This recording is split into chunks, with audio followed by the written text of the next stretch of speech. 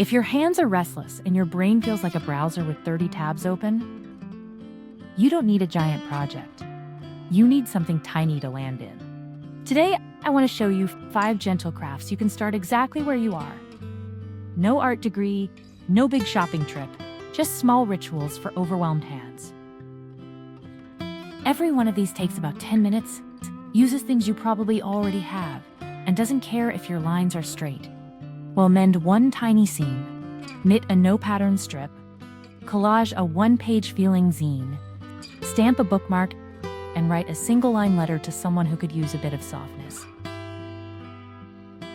Pick one that matches your day, and let's start with the quietest one of all, just fixing one thread.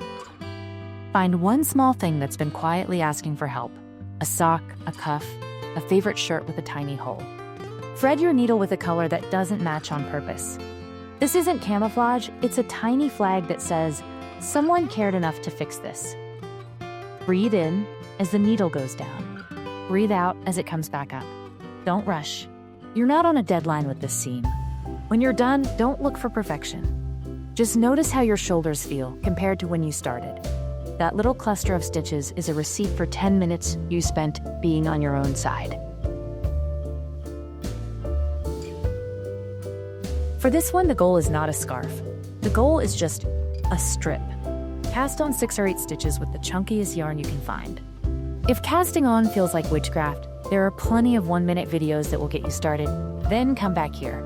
Now, same motion over and over. In, wrap, through, off. The repetition is the point. Let your hands memorize it while your mind wanders somewhere kinder. When you feel done, don't force just one more row. Fold the strip, tuck it into your yarn basket, and let it wait for your next restless evening. Think of it as a bookmark for your nervous system. This is for the days when your brain is too loud for a full journal page. Fold one sheet into a tiny booklet and just pick one spread. Give it a theme like today felt like, or things I didn't say out loud. Tear out 2 or 3 images or colors that match your mood. No searching for the perfect picture, just grab. Add one sentence, not a paragraph, a sentence. When you close the page, you don't have to solve anything. You've just moved the feeling from floating around to living somewhere. That's enough.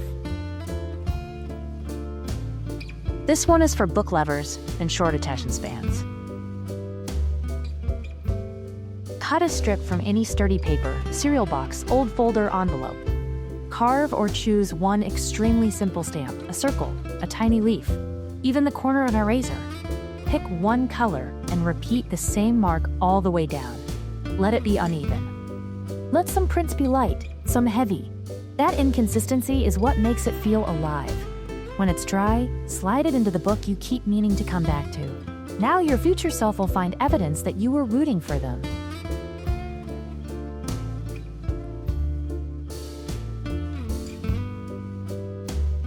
Some days, the bravest craft you can do is write one honest sentence. Take a small card and think of one person who's been on your mind. Not the perfect words, just the true ones. I thought of you when I saw this storm. I'm glad the world still has you in it. I miss our Tuesday coffees. That's it, one line. Sign your name or don't. Put it somewhere it can find its way to them. You've just stitched a tiny thread between 2 nervous systems. On the days when you feel scrambled, you don't have to ask, what big thing should I make? You can just ask, what do my hands need tonight? A tiny repair, a loop of yarn, a page to catch a feeling, a pattern to repeat, a line to send to someone you love. Pick one, do it badly if you must, and let that be enough. Your life is allowed to be made out of small, quiet crafts.